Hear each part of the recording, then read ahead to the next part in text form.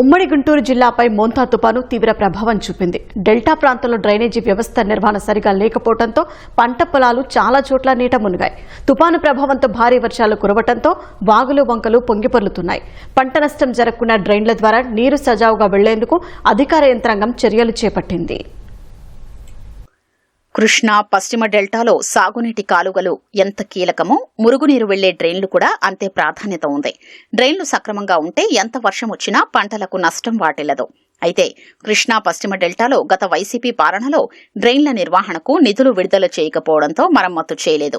కూటమి ప్రభుత్వం వచ్చిన తర్వాత కొన్ని డ్రైన్లలో మరమ్మతు చేసినా ఇంకా కొన్ని మిగిలే ఉన్నాయి. ఇప్పుడు మొంతా తుపాను కారణంగా కాలువలు, వాగులు, వంకలు నిండుగా ప్రవహిస్తున్నాయి. గుంటూరు, పల్నాడు జిల్లాల్లో మొదలయ్యే చిన్న చిన్న వాగులు బాపట్ల జిల్లాలోకి ప్రవేశించే సమయానికి ఒకదానిలో ఒకటి కలసి ఉధృతంగా ప్రవహిస్తున్నాయి. వీటికి కృష్ణా పశ్చిమ డెల్టాలో పొలాల్లోని వృధా నీరు జతకలిసి డ్రైన్లు పొంగుతున్నాయి.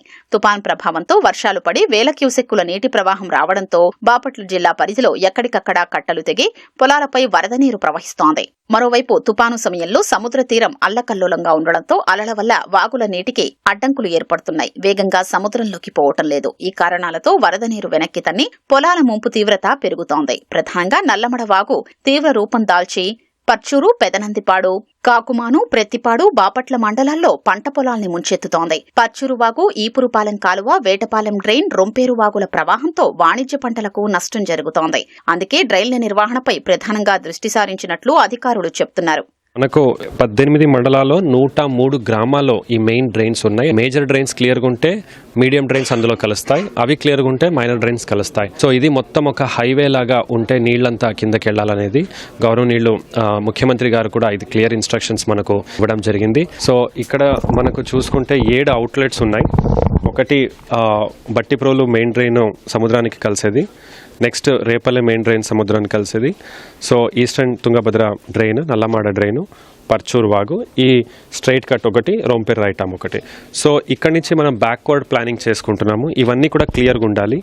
తర్వాత దీనికున్న మీడియం డ్రైన్స్ క్లియర్గా ఉండాలి.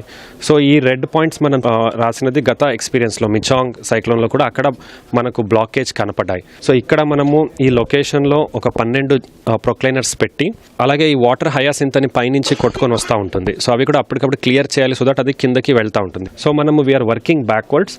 సో సీ మౌత్ నుంచి మేజర్ డ్రైన్స్ షట్టర్స్ క్లియర్గా ఉండాలి.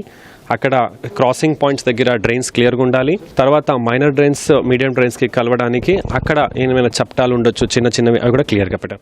డ్రైన్ల నిర్వహణ లేకపోవడంతో గుర్రపుడెక్క, తూటుకాడ, పిచ్చి మొక్కలు పెరిగి ప్రవాహానికి అడ్డుపడుతున్నాయి. కొద్దిపాటి వర్షం వచ్చినా ప్రవాహానికి అడ్డంకులు ఏర్పడి పొంగి కట్టలు తెగి వాగుల వెంబడి ఉన్న పొలాలు ముంపు బారిన పడుతున్నాయి. ఇప్పుడు తుపాను ప్రభావంతో కురిసే భారీ వర్షాలతో తీవ్ర నష్టం జరుగుతోంది.